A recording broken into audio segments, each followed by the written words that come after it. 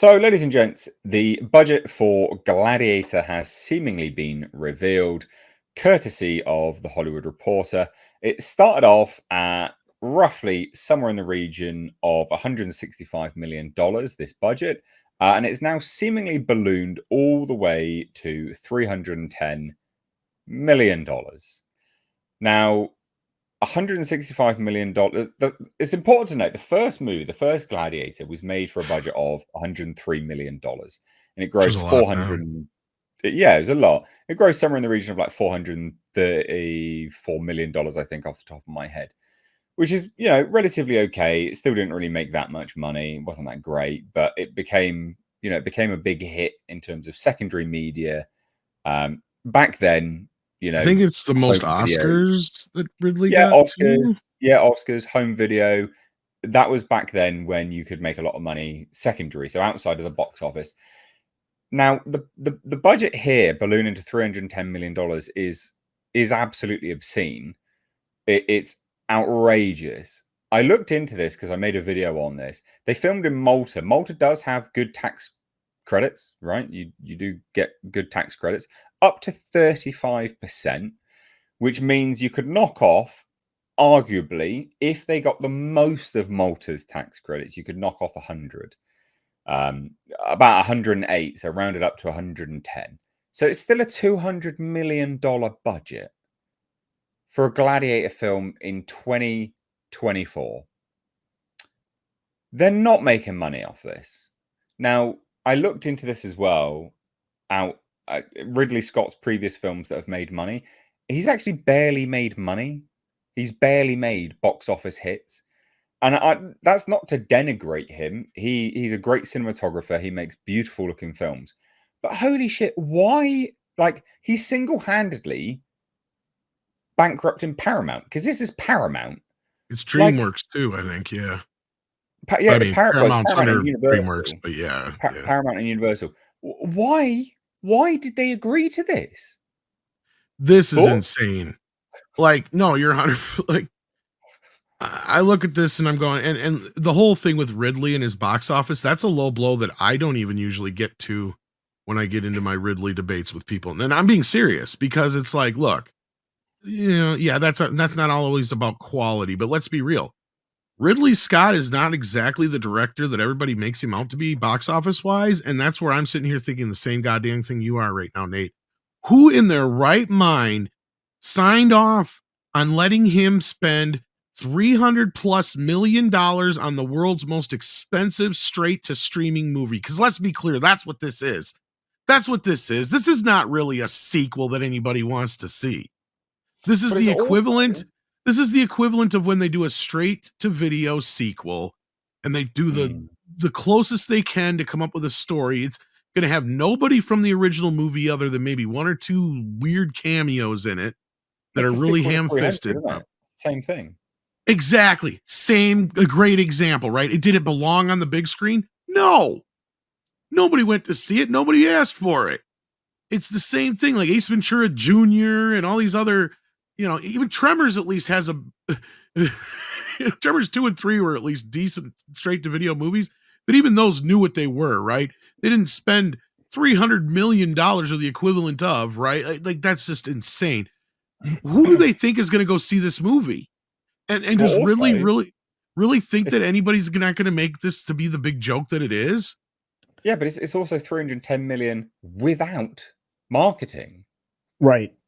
I mean, we're talking, no word of lie, we're talking Avatar numbers. Now we know why Paramount's going under. Well, this is going to have to do Avatar numbers. It has $300 million plus what? Another $150-200 million marketing? Yeah. You're looking at over $1 billion to start breaking even. This is absolutely staggeringly insane. Well, okay, so their tax recovery could be about $74 million based on reports. Well, that's not good. No, what do you mean? 35% Malta takes. 35% of the production budget. So that would be 108. 108. Oh, somebody said it was only 74 million. No. Yeah. Okay, I looked into this. I did a video on it. I looked into what Malta's I did a video on it too. Films tax credit systems are. It's 35% maximum. It's actually 40%, but one of them is it would be you couldn't factor it in because you couldn't guarantee that's what they would do. Okay. All right. Well, regardless, so let's say they do recover 108 million, and it's the budget's 310. You're still 202 It's $200 million million dollars in into the, it. yeah. That's nuts.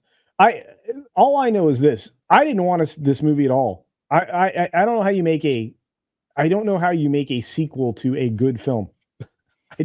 I mean, a standalone, one and done. The guy that's here is dead. His enemy's dead. Everybody's dead. What? This makes no sense. You read the premise, then you understand what's going on, right? Did you get coverage on this or whatnot? The premise. It's Yeah, Commodus's son. Lucius. But that's it, really. There's not much else to it. Yeah, but they basically they're basically recreating the first film. I mean, Denzel's Washington's character is an arms dealer, who has a bone to pick with the Praetorian. Good times. Good Yeah. times. Now, this report does say that the strikes account for some of the money because it started in July. Apparently, it was 600 grand a week, so it's about 10 million.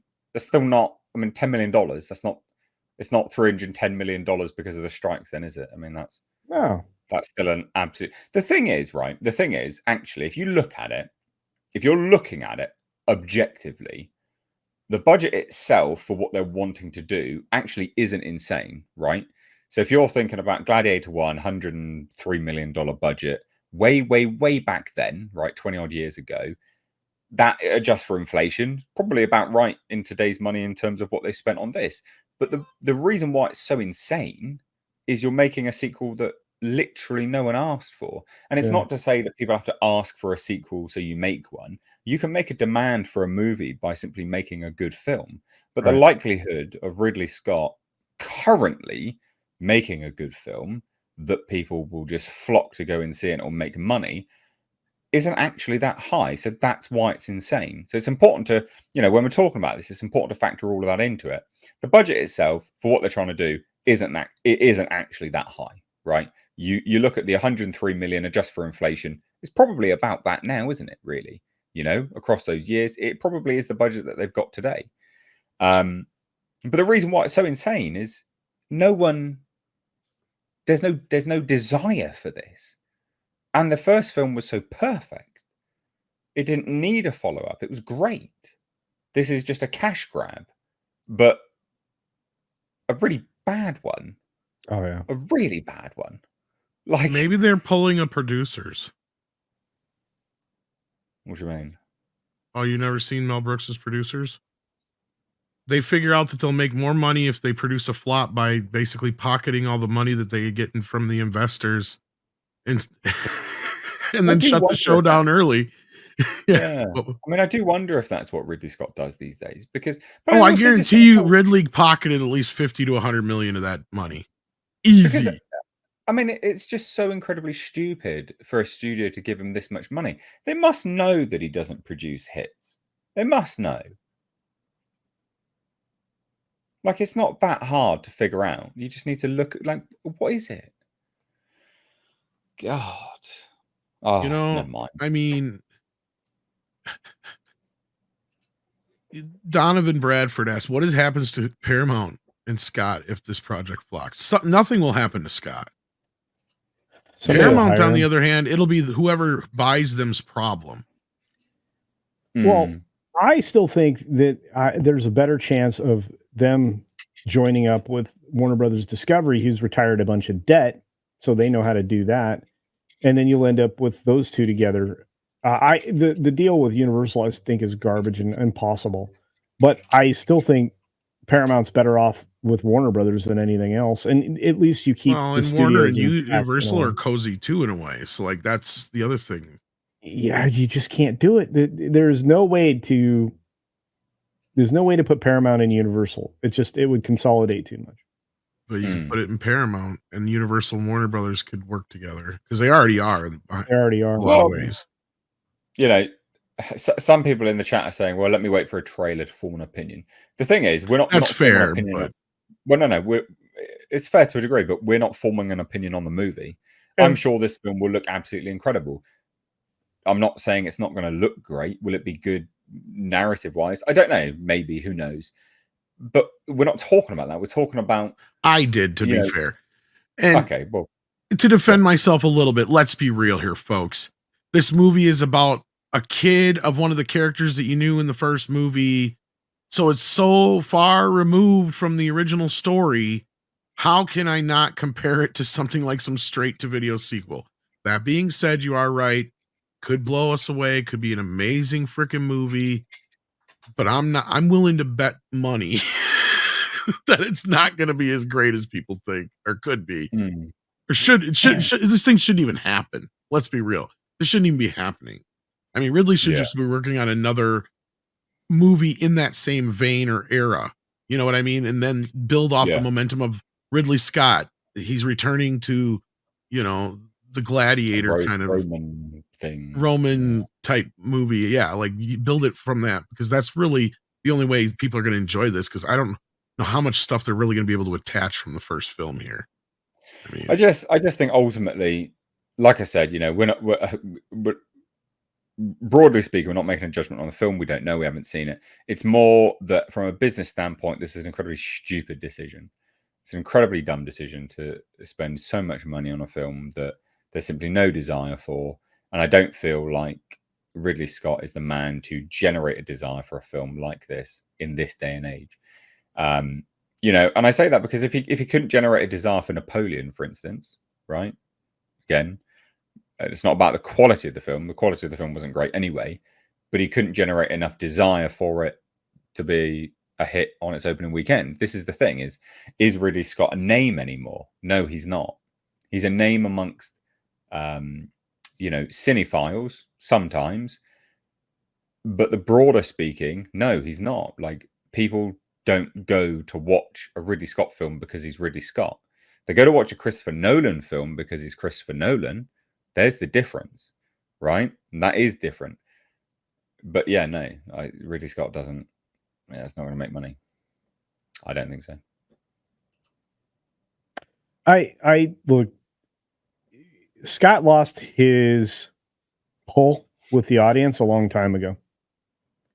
The cat's out of the bag, and I don't care. Scott-free productions and everything else. On the television side, they're probably fine. And again, that's a family thing, not necessarily him. But well, they'll be fine too. They're not the one who are going to eat the loss. Paramount and Universal are. That's my point. Yeah.